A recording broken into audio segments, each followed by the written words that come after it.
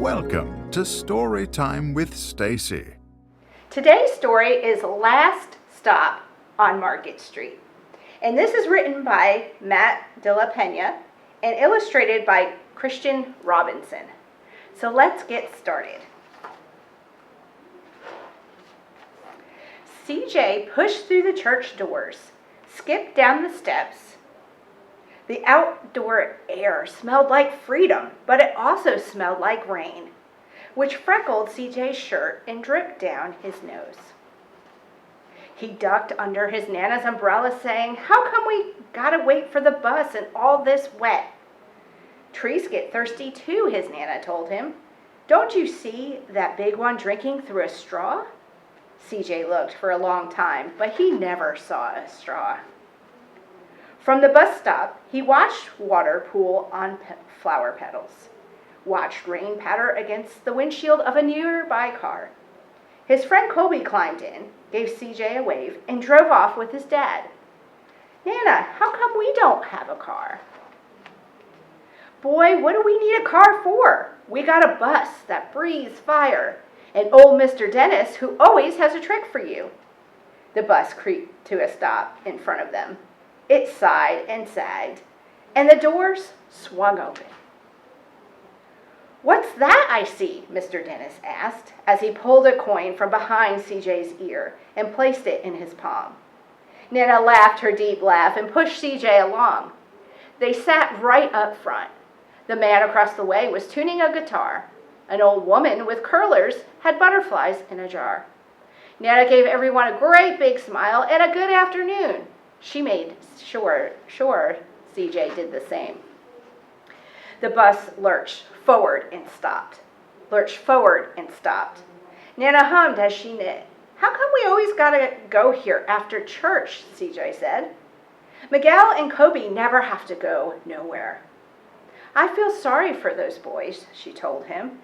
"They've never had a chance to meet Bobo or the Sunglass Man. And I hear Trixie got herself a brand new hat." CJ stared out the window, feeling sorry for himself.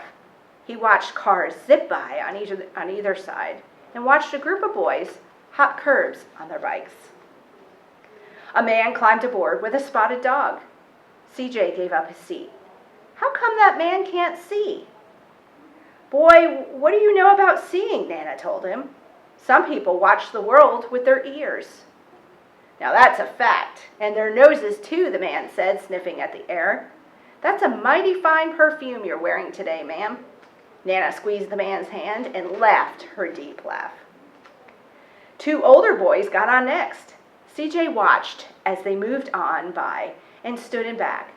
"Sure wish I had one of those," he said. Nana set down her knitting.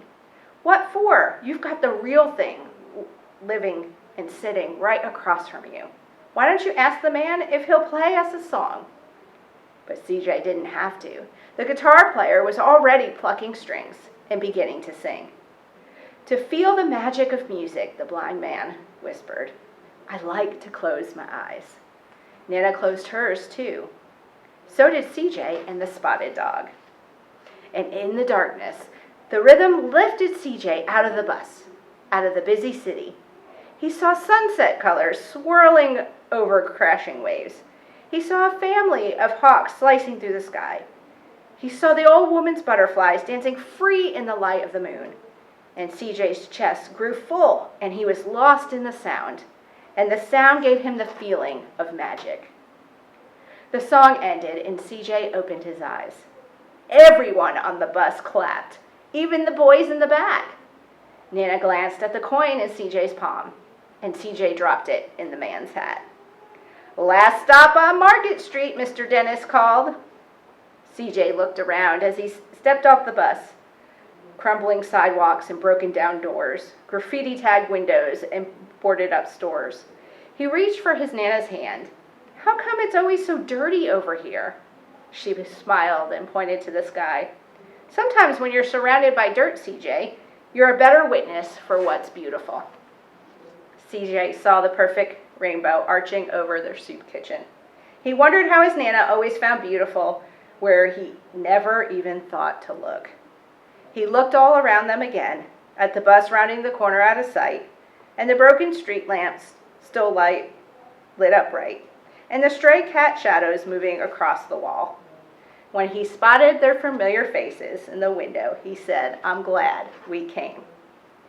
He thought his Nana might laugh her deep laugh, but she didn't. She patted him on the head and told him, "Me too, CJ. Now come on." Now, I love this story because it really highlights the beautiful things in our lives, and all we need to do is look around us with a different perspective. So I encourage you all to look around you and look with different eyes. We'll see you next week. Storytime with Stacey. Thank you